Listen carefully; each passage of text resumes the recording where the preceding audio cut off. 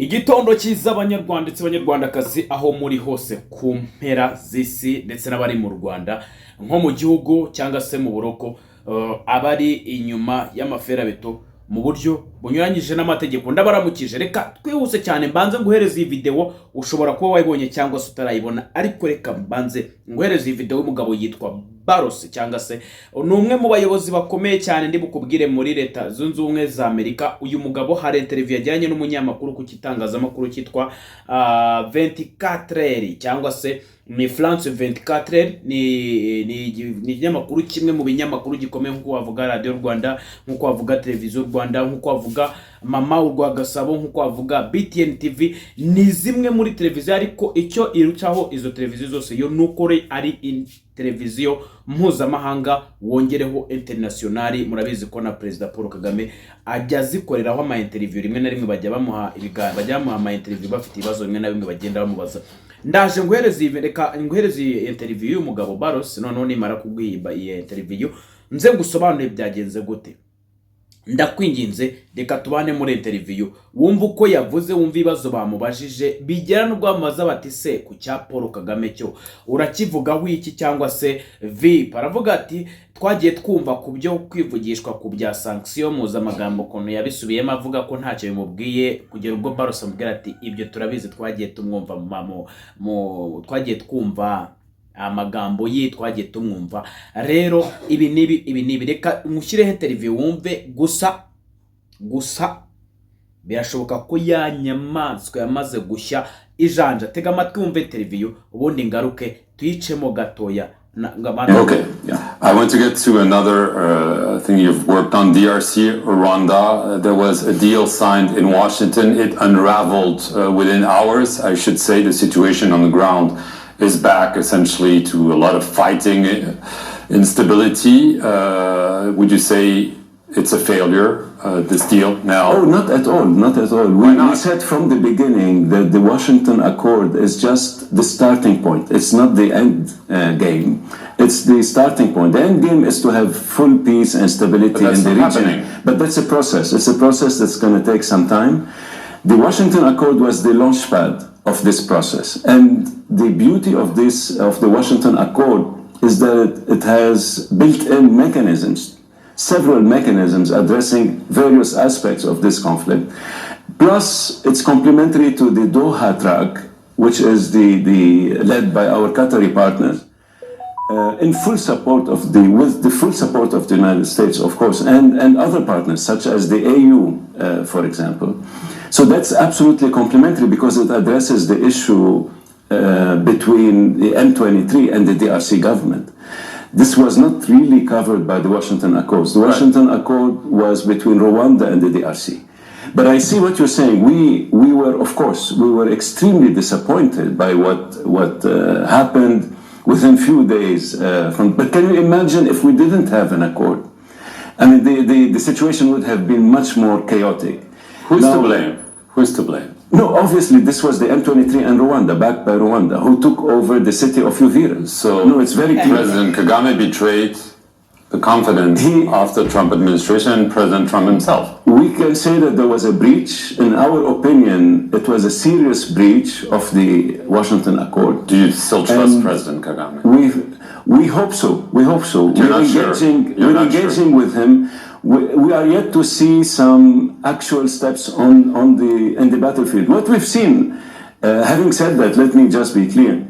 They did take over, the M23 group backed by Rwanda took over the city of Uvira.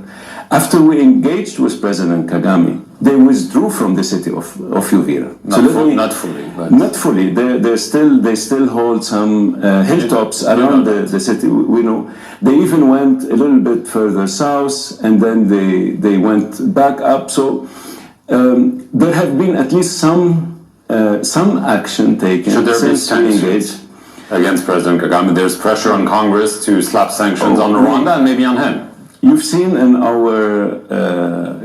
the public hearing that took place at the House of Reps. Recently, you've seen our U.S. officials give testimony. We've also briefed Congress. I've personally briefed Congress on this matter just a few weeks ago. Right. And we've announced those events. So the United States has a number of tools available at its disposal. We're going to have to take some measures. President Kagame says he doesn't care. He doesn't care about sanctions. We heard his statements. We will see. And as you know, this won't be new. The United States already took several actions, including just a few months ago, I think back in September or so, we imposed sanctions on a number of individuals and entities involved in this illicit trade. Could it for be example. the president? And prior to that, we imposed on James Kabarabi. I know, very close. Absolutely. So could it be Kagame himself? I mean, I can't speculate. This is a decision. This will be a collective decision that we will have to take. It won't be one individual who decides, unless it's the president of the United States. It's not out of the question. But there are a number of possibilities and tools available to the United States. Let me be very clear. The moment our President Trump, signed that agreement as a witness, of course, he's not a party to the agreement, he signed as a witness. So the United States is a witness, and President Trump personally is a witness. That's a commitment from our side, and it's a commitment from Rwandan side and from the Congolese side. So reka tugiye tugarukiye aho ngaho, ariko gatoya cyane ndeka gato nkwereke, ndaje ngusobanurire ahubwo se ariko mwumvisha ku kantu, murakumvishe. We heard his statement. Twagiye twumva mu bimwe mu kwibaraguza, reka tubare, twagiye twumva uko yibaraguza, ariko harimo n'aba Kabarebe, ndetse ntabwo avuze Kabarebe, avuze Kabarabe. Rero mu bya Kabarebe reka nze nkubwire, ese avuze ibijyanye n'iki kuri ba bantu tuba tutarize. Uyu munyamakuru ko yashimaga avuga ati ariko hari ahantu nshaka gushima numva utari kugeza vipi. Reka nze ihangane gato ahubwo nkwereke aya magambo, niyo nshaka ko tugarukaho, ariko banza wumva aka kantu.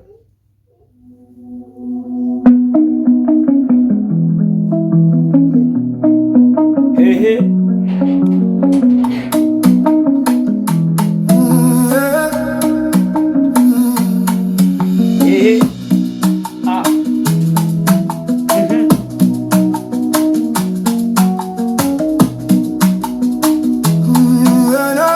banza wumva iyi ndirimbo. They wrote us out of the story, burned our names in the night.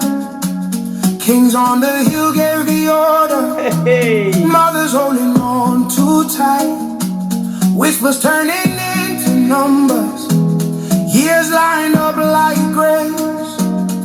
We learned to cry and to whisper, now we're learning how to raise our voices. We're still standing. Blood on the soil, but our hearts won't fall. We're still standing. Counted as nothing, but we gave it all. Call us by our name, see the truth in all our scars. We're still standing, and we're reaching for the stars. Hey.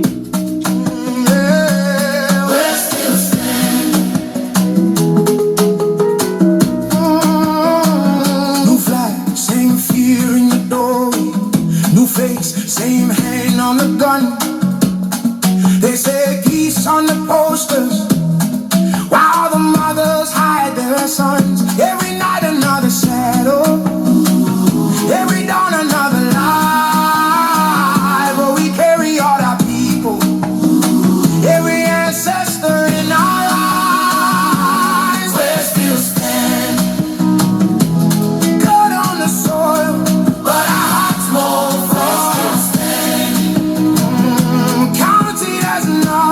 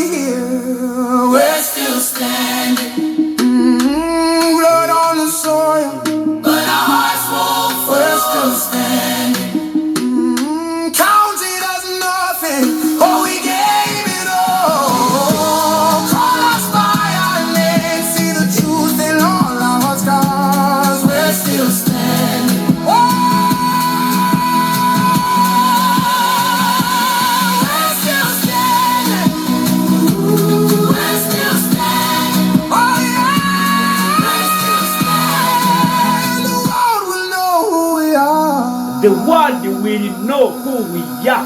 Turi abanyarwanda b'abahutu.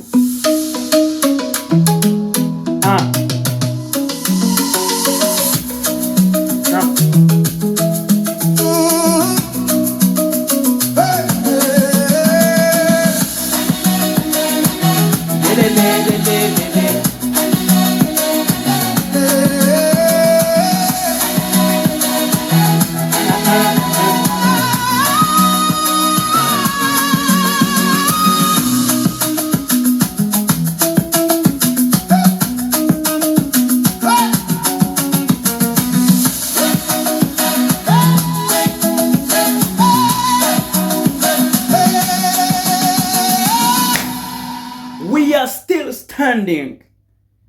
Na magambo ya AI. Iyi ndirimbo ninjye wayanditse nifashishije icyo bita ubwenge, byo bita bukorano, niko babyita artificial intelligence cyangwa se ubyite AI. Ni indirimbo irimo amateka yacu kuva ibwami, abami bakitwica nshuti zanjye. Ni indirimbo iteye agahinda, ni indirimbo ariko nanone ihagurutsa, ni indirimbo yongera morale. Ni AI nibyo, ariko nanone nshobora kuko ni yanjye by now. Nta muntu kugira umenye ko ari yanjye, nta copyright iriho. Uretse ko namaze kuzira licensinga, hatagira umuntu uza kuyikubura. Uretse ko nta naho wayikura kuko ntabwo nigeze nya-uploadinga. N'uwayikoresha yakoresha ako ka video, ako ka audio nyine nkuko kumvishe mu ndirimbo, ariko ntabwo ni yanjye. Lyrics ni zanjye ndazifite. Bivuze ngo nshobora kujya muri studio nkayirecordinga ikaza mu ijwi ryanjye, ariko ingi ikoresheje ikitwa AI ku batakizi. Nshimira umwe mu bahanga cyangwa umwe mu bamama bakunda igihugu wishyira ku application. Wenda nta mafaranga yari afite ngo tukishyura umwaka, ariko yishyuye igihe cy'icyumweru, katwemerera kuri codinga nibura indirimbo 500.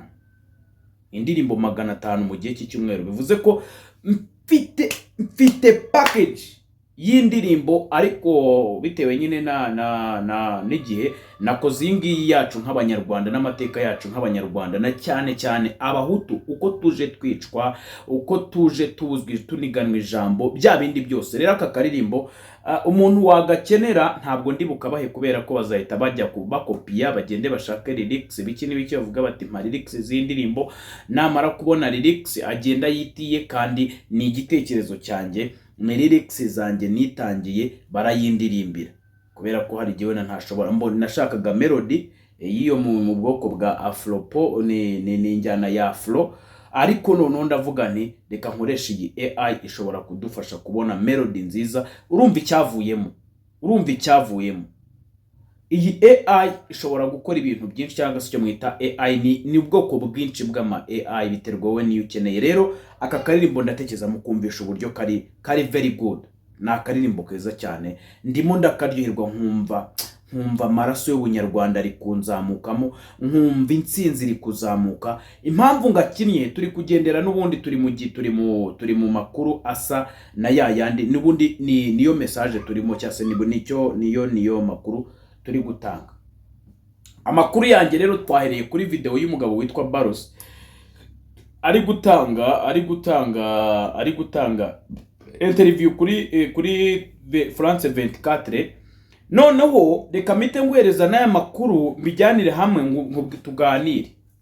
Depite wo muri Leta Zunze Ubumwe za Amerika uwitwa Chris Smith yavuze ko ntabwo ari ibi bya Baros wenyine, na Chris Smith yavuze ko Perezida w'u Rwanda Paul Kagame agomba kubazwa inshingano ku bijyanye n'ihohoterwa n'ikorwa ry'ubucukuzi bw'amabuye y'agaciro mu burasirazuba bwa Repubulika na Demokarasi ya Kongo. Chris Smith yavuze ko hari imbaraga zirimo gushyirwaho kugira ngo ababigizemo uruhare bose babazwe ibyo bakoze. Yavuze ko Paul Kagame nawe agomba kubiryozwa cyane cyane ku birego bivuga ko u Rwanda rushyigikira imitwe yitwaje intwaro irimo kurwanya mu burasirazuba bwa Kongo no kubijyanye n'amabuye y'agaciro ava muri ako gace ka Kongo n'ubundi. Mu burasirazuba bwa Kongo namwe nkuko mumaze kubimenyera hamaze igihe kinini hari intambara z'inyeshyamba harimo n'umutwe wa M23. Ibibazo by'ubucukuzi bw'amabuye y'agaciro rero nka koruta, zahabu na cobalt ni ibirego byuko ayo mabuye anyuzwa mu buryo butemewe. U Rwanda rwo murabizi ko rudahwema kubihakana kenshi ko rufasha imitwe irwanya leta ya Kongo. Ibi bikaba rero bishobora gutuma Amerika ifatira ibihano abantu cyangwa inzego birebwa. Hakiyongera igitutu cya diplomasi ku Rwanda, hakorwa iperereza mpuzamahanga ku by'ayo mabuye n'intambara. We are still standing. We are still standing. We are still standing. Uri kureba Chris Smith yavuze ko na Kagame ubwe agomba kurebwaho, agomba gukurikiranwa. Hariya hejuru muri interview naguhaye bambaje bati se bavuzemo ibintu byinshi, ariko mwibuke iki harimo cyo ko Donald Trump nyirubwite, kandi ibintu narabivuze nabwiye ntariko se nshuti zanjye imyaka mwamaze muzenguruka mujya hirya no hino muvuga ko mutari muri Kongo, muvuga ko ntaho muhurira n'umutwe wa 23, bakagira ubwo bategatega imitego mukayemera mukajya mu byo mwise amasezerano. Defensive measures yo yavuyeho ntikiriho, ubu ngubu bari kurengera abatutsi. Mwumva imvugo za Olivier Nduhungire kuntu zidafite ishingiro. Ikitwaga defensive measures cyavuyeho kiba kurengera abatutsi bo muri Kongo. Ntibaza umututsi wo muri Kongo u Rwanda bimurebaho iki? Mugera naho mukora amakosa mugani wa Badrama mujya kuvuga ko murengera abanyamurenge, kandi abanyamurenge babateye imigeri y'inyuma baravate ntuduheho stani twara, ntabwo dushaka ndazimu bashya. None uyu mugabo aravuze ati twebwe nkatwe nk'abanyamerika murabizi ko harimo bamwe twahaye ibihano mu mpera z'umwaka ushize, harimo Bakabarebe ndetse n'abandi. Rero twagiye twumva amagambo ya Kagame yivugisha ibya sanction abihakana muri uko rugamba yagiye ngo sanction Kabarebe, sanction Karusisi, sanction what? So what? Nzakubwira nti go to hell. We are still standing. Turacyariho. Jay Polly iravuze ngo ndacyariho ndahumeka. Yebo none ndabazane ndabwira nti we are still standing. Mwatwishe kuva muri kuva Gihanga yakwitwa umwami, mutwica abami mu bihe by'abami, mutwica mu bihe by'abayobozi bari abahutu ariko b'indangare badashobora kurengera abaturage babo. Simbibarenganya kuko cyari ikibazo cya tekinoloji n'isaho yari igeze. Mutwica ku bwa Habyarimana, mutwica ku bwa bande, none n'aya masaha muracyatwica. Bati ntabwo tuzashira. We are still standing. Nubwo mwatwica twe turabyara, nubwo mwatwica tuzagira imizi dushibukamo. But I'm not among the one ugomba kwicwa namwe. No, yazapfa igihe cyanjye kigeze, igihe Imana yangeneye. Ndavuga babahura n'ibi bibazo, kandi burya umuvandimwe wanjye iyo yiciwe nanjye mba mpumbye.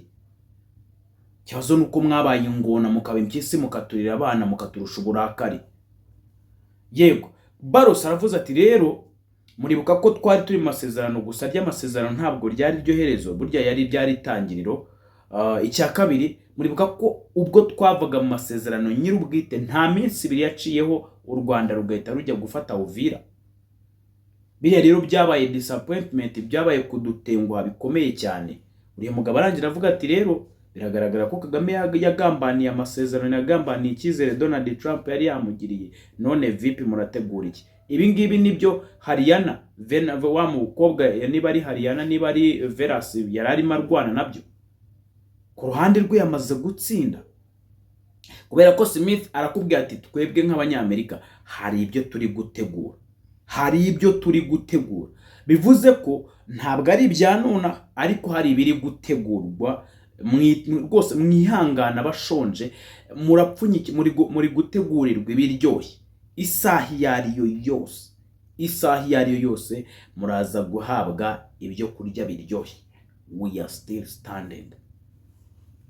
Isaha yariyo yose muraza kurya ibiryo biryoshye. Kagame rero reka nkwifurize kugubwa neza n'umuryango wawe, babwire ko nta gahora gahanze, nta gahora gahanze. Mumbwire iyo ndi nta gahora gahanze mu ruzungu babivuga ngo iki? Ndabizi ko baba bakurikiye, abantu baba bankurikiye, abandi bakobwa ndabizi ko hari abantu benshi bahari.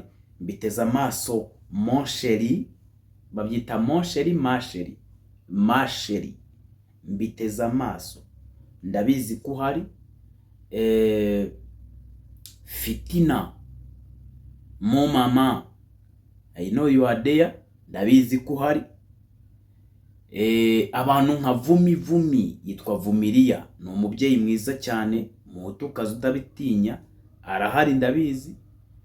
Claudia Schiffer, she is there. Yego umwite Queen of the AI, nuwo nguwo ni umuhanga cyane, ntabwo ajya aryama, ndabizi ko hari abantu b'abagabo, hari abantu bameze gutya bari tayari. Umugande yita Gumite, ndabazi. Hari uwo navuga bamugani, ariko n'umwana w'umukobwa neza nabona nawe cyoke, mwitonde. Najyaga mvuga ntarabona nahuye n'icyoke, hariya yitwa nde muvuge? Umukobwa w'icyoke wo kwa General Sha, hariya yitwa ndera, umukobwa wo kwa General w'ibebe. Reka mvuge ngo nego kuvuga nzakuvumba. Mwese mumubwire ibintu bavuga ngo nta gahora gahanze mu ruzungu, nayo nyisohore mu gitondo murayumva mu ruzungu.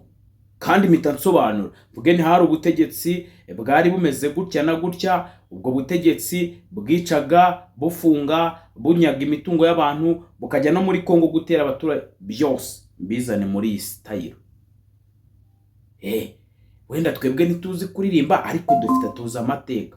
Niba tutazi n'amateka, niba tuzi amateka tukaba tutazi kuririmba, wenda n'uruzungu tutaruzi, hari uwitwa AI kandi akora injyana iryoshye. Mama buretse gato cyane ndaza kuzibahata, uretse ko hari igihe muzagenda muzumva, ndabizi ko Imana nibishaka hari urubuga ndi kuzishyiraho, nka kuri YouTube. Hari YouTube nazikoreye, inzi neza ko umunsi umwe harimo izizavamo zigakora miliyoni, kuko ni injyana nziza cyane. Harimo pop ku bakunda uburirimbo burimo inanga ya gita, harimo abakunda icyo bita electronic guitar, abakunda icyitwa akamelody keza, abantu nyine babantu bakunda uburirimbo bumeze, urareba nk'akarimbo ka Taylor Swift kitwa Back to December, cyangwa se akaririmbo kitwa hari Back to December, hari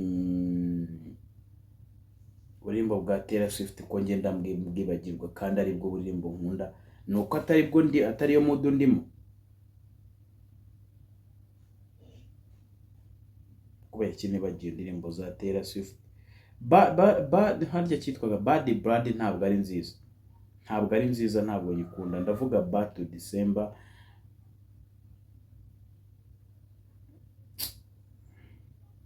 Mane mbabarire rwose, ni indirimbo nkunda, urumva? Okay, abazi Back to December, uburyo bw'iyo style, nizo ndirimbo ngewe nkunda mu buzima bwanjye. Rero nizo style ndi gukoramo amateka, ndi kwandikamo indirimbo zacu z'ikinyarwanda, ariko ngahita nyihereza uwo AI akayikora neza, kari soft, ku buryo n'umuzungu ashobora kukumva akumva amateka, kumva na karimbo keza gafite injyana nziza, gafite ijwi ryiza, nk'abo bakobwa n'ubundi, ariko gafite andi mateka kari kuvuga ku buryo azagira amatsiko yo kumenya iki gihugu ni bwoko ki gifite amateka ameze gutya na gutya. Ni AI, ntabwo ari ibyanjye, ariko kuko ntawe baruyeho ni ibyanjye. Rero mfite YouTube channel nabikoreye ndi kubishyiraho kugira ngo nkireyo nibura niba dufite iyo week dufitemo indirimbo 450, ndaza gukora uko nshoboye kose. Nibura biragoye kuko bisaba ko buri munota ukora indirimbo, kandi noneho indirimbo bayikora mu munota umwe nawo ni mwinshi, noneho kandi ukajya kweditinga. Bivuze ko kweditinga byo biragora, ukora cover, ujya kwa uploadinga ibiki n'ibiki, ni ibintu bigoye, kandi ugomba gushyira kuri za Instagram, ushyira he na he hose. Okay, reka dutegereze rero, dushonje duhishiwe n'ikindi. Abashaka kwiga uko mwakoresha izi AI, abashaka kubyiga, ntabwo ndi bubabwire byinshi. Ababishaka nyine muzanyandikire, nituba tumaze kuba benshi, uretse ko zisaba icyongereza nanone, kuko ikinyarwanda usanga atari sawa. Kugira ngo iririmbe ikinyarwanda cyangwa se igire ibyo gufasha mu kinyarwanda usanga nyine atari kiriya, ariko ababikeneye nyine mwumva mwabyiga kubikoresha mwanyandikira, kuko narabwiye ngo nitwa Aristide, uyu mutwe Imana yawumpaye nk'impano, ntabwo rwose nanjye hari ibyo nkora nkibaza niba ari njye.